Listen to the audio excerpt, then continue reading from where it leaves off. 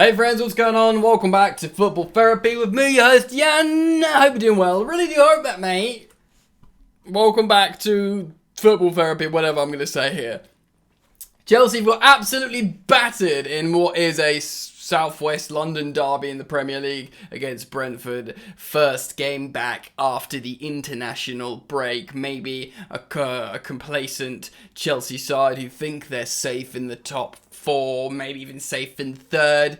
Come back and Tuchel drops tactical disaster class. Chelsea fans also protesting the Say No to Ricketts Family campaign outside prior to the match. There's a lot to get into in today's video, so thank you for joining me. Settle in. Please do drop a like if you want to show your support to the channel, and you're all welcome to subscribe, of course. Should you choose to do so, please hit the bell notifications icon. If you don't laugh, you'll cry.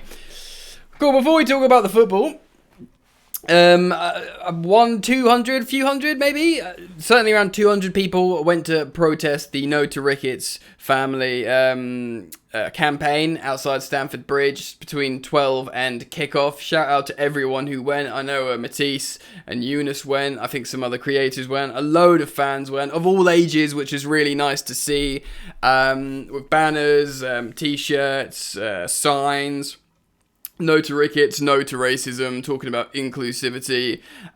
Great to see, the fans get together and just basically try and represent a voice that wants the club to be looked after and have the correct values and ideals, etc.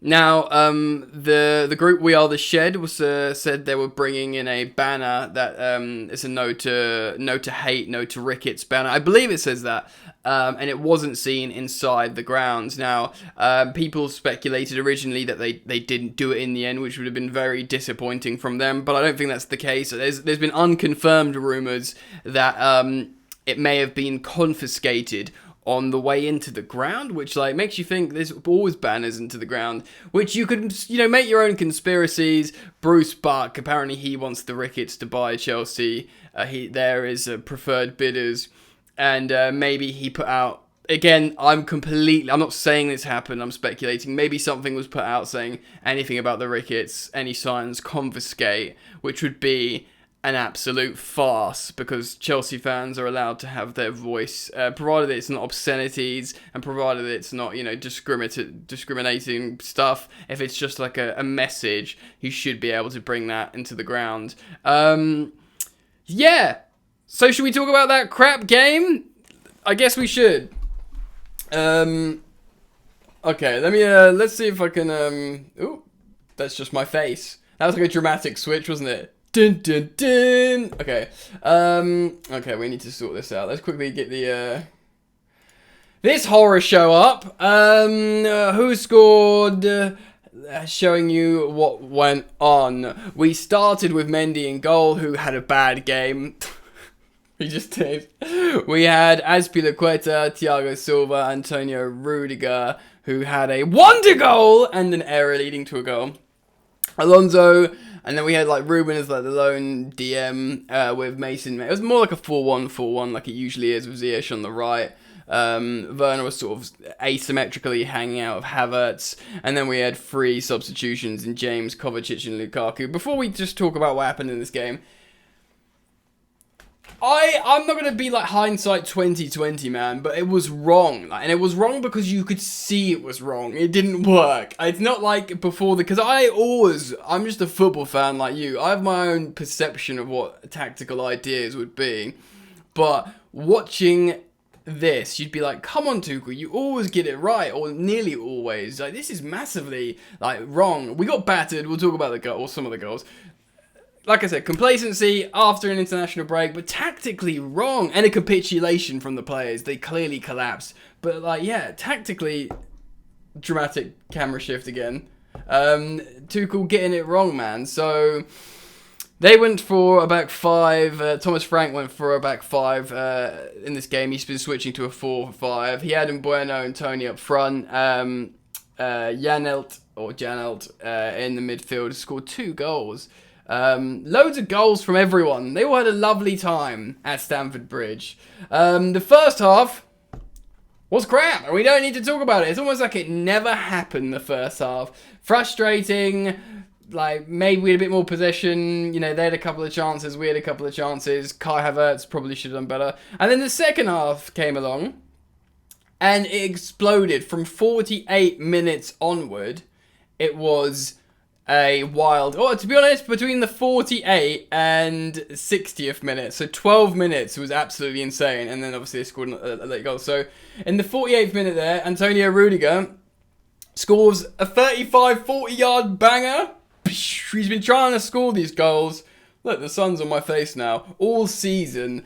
He always tries to crack a long shot. And now you know why. Because he's got that in his locker. I mean, he's come close a few times. And it really was like a wonder goal. And you have to feel sorry for him. Because he scored a wonder goal in a game that just doesn't matter. He'll feel so frustrated about that. That he's been trying this goal. He scored it. It's probably better than he's imagined at that length. At that range. And... you know, his glory lasted 2 minutes. 48th minute. And then Janelt, or Jan, how you say it, equalises with a good goal, not quite Rudiger goal, 2 minutes later. And then they go ahead, Brian Mbeumo getting his second assist with a Christian Eriksen goal on the break. They just carve us open, square the ball, put it in the back of the net. Christian Eriksen...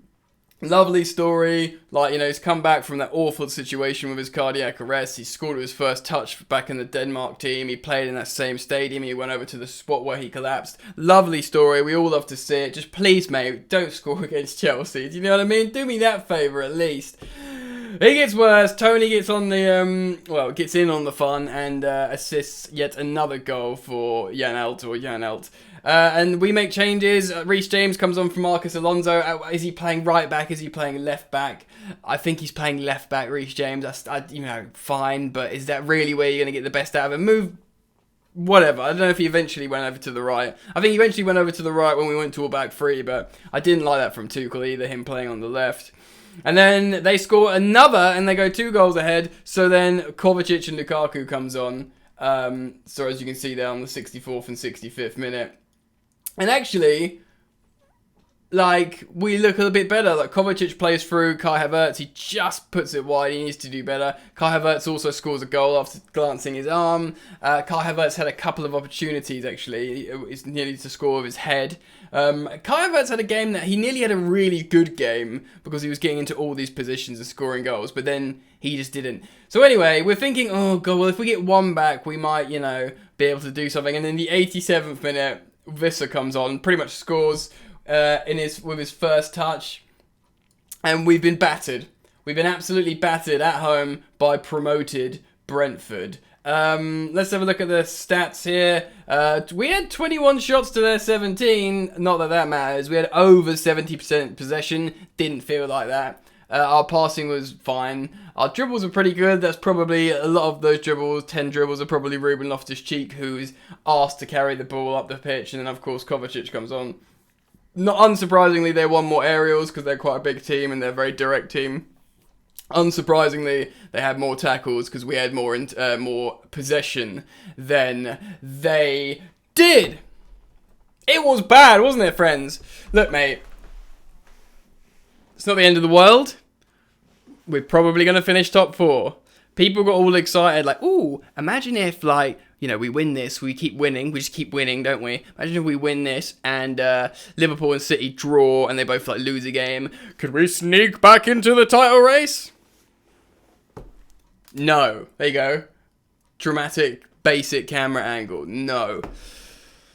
It was poor. I think, Karim Benzema will be licking his lips at this, won't he? He'll be thinking, ooh, look at that leaky defence. The truth is, we're not going to be playing that defence again.